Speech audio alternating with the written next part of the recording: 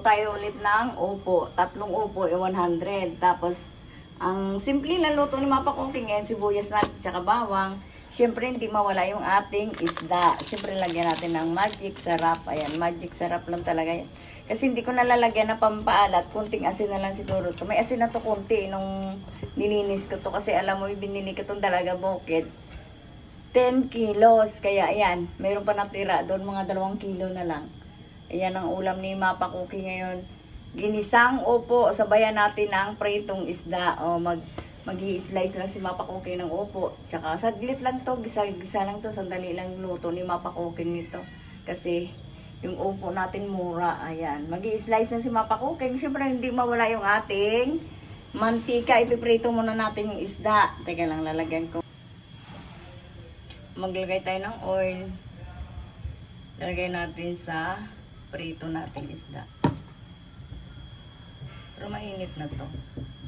Kailangan yung mantika nyo mainit na mainit para yung ating isda hindi didikit. Balikan natin. Lilipat ko sa sinaing ko. Nagsaing na si Mapa Cooking. Ay, piprito na natin yung ating dalagang buko. Hindi mainit na mainit talaga yung ating mantika. Gagawin nyo. Ilagay kasi didikit. Saka ito nag-i-yellow kasi yung ating isda. Tignan yung matalkit. Magagalit ng mantika.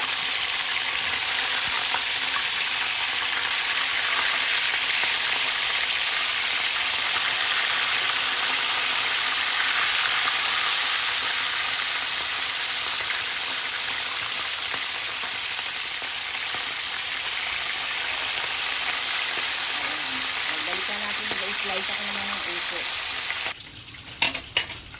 Maglagay tayo ng oil.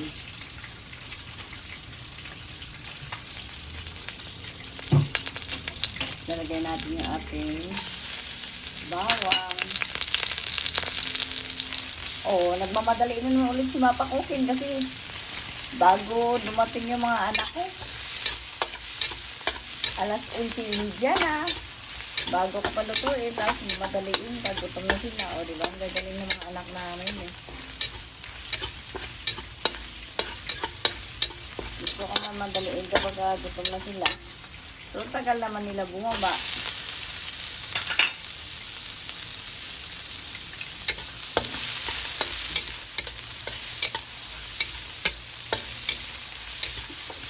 Alam niyo ba yung sa upo ko? Century tuna. Binagigisa ni Mapa Cooking. Ayan. Tuna lang. Sapat na. Hindi na kailangan karne. Siyempre, hindi na wala ulit yung ating opo. Naku, napakaraming opo ni Mapa Cooking. Isang kawali talaga. Pero alam mo yung ano na to, yung opo na to, pagka nagtubig na yan, nakala mo kung halos kalahati na lang yan. Siyempre, hindi na wala yung ating buhos, pati siya ni Mapa Cooking, diba? Tapos takipan na lang ni Mapa Cooking. Antayin na lang yung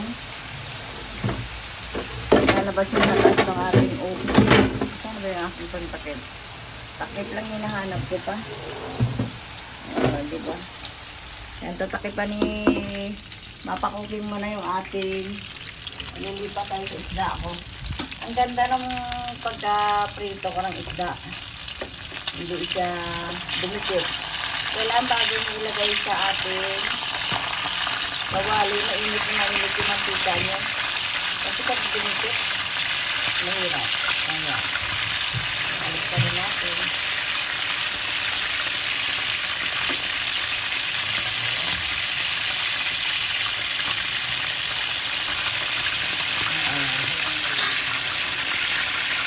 Balikan natin na luto naman. Nalagyan natin ng paminta to. Yung ating upo.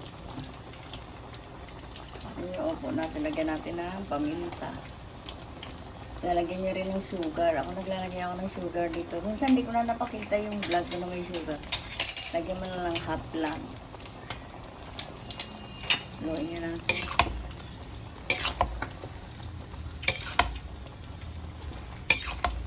Diba? Nasabi ko sa inyo, nagtutubig yung ating upo. Kaya isang baso lang siguro nalagay ko dito na water. Kasi hindi naman masarap ito pag maraming sabaw. Balikan natin. Nalagyan natin ng water. Isang baso nito. Isang tasa lang. Okay na yan. Antayin na natin kumulo. Luto na rin yan. Saglit na lang. Lutong-luto na yung ating upo.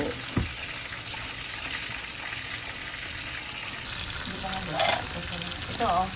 Paluto pa lang yung ating, ito na yung isda natin, tatagalin na natin.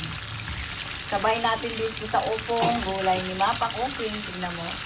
Si Mapa Cooking, pinatitik-tik yung ating isda. O, naglansalang ako ulit ng isda. Bago yan.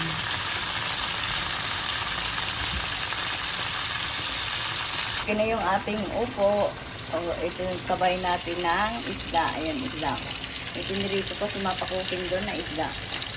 Kaya okay na yung ating isang upo na may isda. May sensory tuna yan, di ba? Ang sarap. Okay na. Like and subscribe. Thank you for watching.